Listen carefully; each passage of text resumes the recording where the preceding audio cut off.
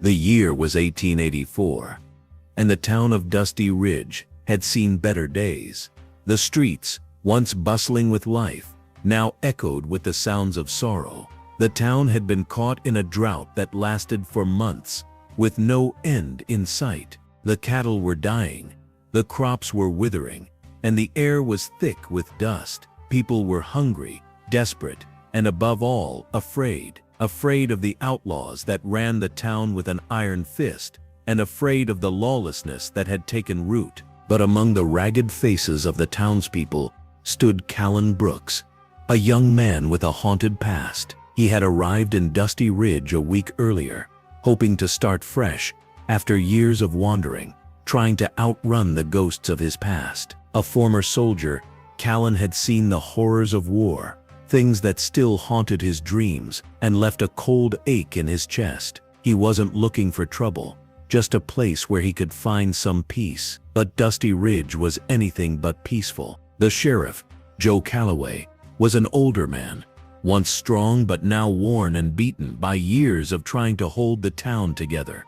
He had no real power, no backing, no support, and he knew it. His attempts to rid the town of the outlaw gang, led by Tom "Red" Hargrave, had failed time and time again. Hargrave and his gang ruled the town, robbing the bank, kidnapping townspeople for ransom, and selling stolen goods in the old barn every last Saturday of the month.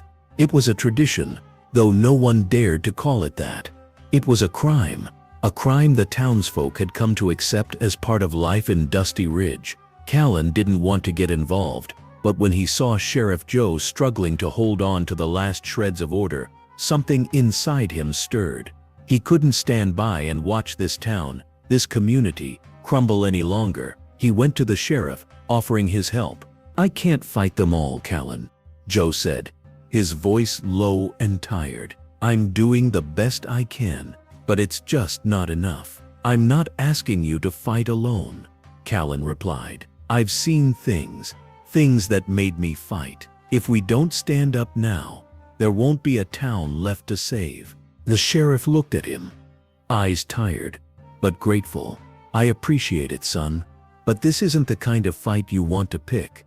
Hargrave isn't just a man, he's a beast, and he has an army behind him." "I didn't come here to run from a fight," Callan said firmly.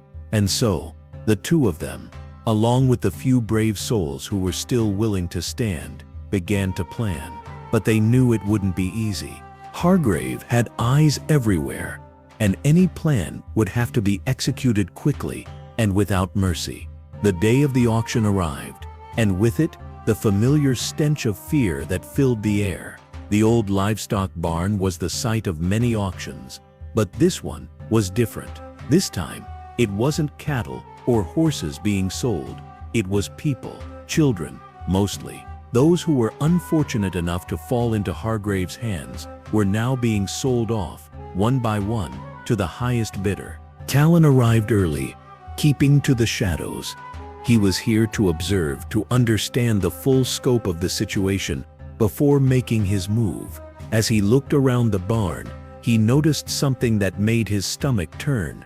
A little girl, no more than 6 years old, standing with her twin sister, both barefoot and bruised. Their stepmother, a gaunt woman with sharp eyes and a cruel mouth, stood behind them, pushing them forward onto the auction stage. "2 for 1, the stepmother sneered, waving a cigarette in the air. "Good girls, know how to cook, clean, stay out of the way.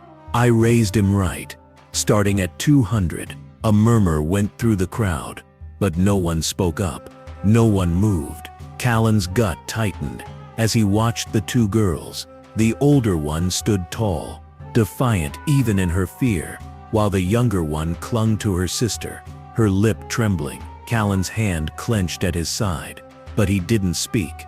He knew this was not the time for a rash move, but the longer he stood there, the harder it became to ignore the anger building in his chest. 200. The woman called again, but no one answered. "Fine then, 150. That's my final offer. These girls know fear. They don't cry anymore. That's valuable." That was it. Callan couldn't take it anymore. His voice broke through the silence like a whip crack. "I'll offer $78, Callan said, his voice steady but loud enough for everyone to hear. "And 3 cents.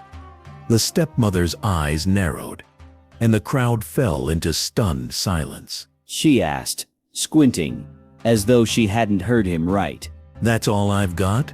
Callan repeated. $78.03. You want these girls to go to someone who won't use them? Someone who'll feed them? Let them sleep indoors? Then that's all I can offer." The silence in the room was deafening. The stepmother scoffed. But Callan stood firm. He wasn't backing down. He wasn't going to let these girls suffer any longer. Before the stepmother could respond, a voice rang out from the back of the crowd. "I'll cover the rest." All eyes turned toward the voice. And there, at the top of the stairs, stood a woman in a long coat, her face partially hidden by a wide-brimmed hat. She passed a thin envelope to the auctioneer, and without a word, turned to leave. The stepmother's eyes gleamed with greed as she looked at the envelope, then back at Callan. She didn't care who was paying. She just wanted the money. "Fine," she said, shoving the girls forward. "They're yours." Callan didn't move. He didn't care about the money, about what was offered. He cared about getting those girls out of there. "Can you walk?" he asked the older girl. She nodded, gripping her sister's hand tightly. "I'm Callan," he said softly. "This is Rowan. You're safe now." They didn't speak, but the way they stepped down from the platform, hands clasped together tightly, was answer enough. The ride home was quiet. The truck's engine rattled as it drove down the dusty road, the sky above turning dark with the promise of snow. Callan gave Rowan the front seat, and he wrapped the girls in the only 2 spare jackets he had, which smelled faintly of sawdust and diesel. The girls didn't speak. They just sat there, eyes wide, taking in everything: the road, the sky, the strange man who had bought them. But the older girl, after a while, leaned her head against her sister's shoulder and fell asleep. "What are your names?" Callan asked gently, breaking the silence. "Aurelia," the older girl whispered, barely above a breath. "She's Lyra." "Pretty names," Callan said, glancing at them in the rearview mirror. "Are you hungry?" he asked. But they didn't respond. Their silence was answer enough. The cabin, when they arrived, was small but warm. The old wood stove sputtered as Callan stoked the fire, the flames flickering in the dim light.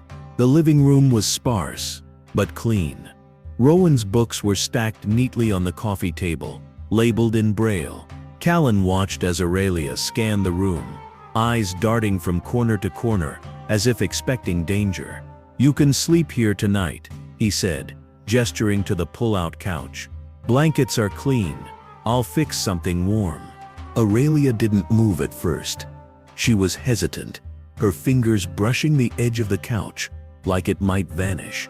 But then, after a long moment, she curled up with Lyra, the 2 of them huddling together under the thin blankets. Callan didn't know what tomorrow would bring, but tonight he was sure of one thing: these girls were safe. They had a place to rest, a home, and that was more than he ever thought he could offer. The next morning, as Callan stirred the oatmeal on the stove, he noticed something had changed. The cabin didn't feel so empty anymore. The silence, once heavy with grief, was now filled with life. Small, quiet moments, like the sound of Lyra giggling as she tried to climb onto the couch, or the soft murmur of Aurelia's voice as she helped Rowan feel his way through his Braille books. They weren't just survivors. They were starting to heal. They were becoming a family.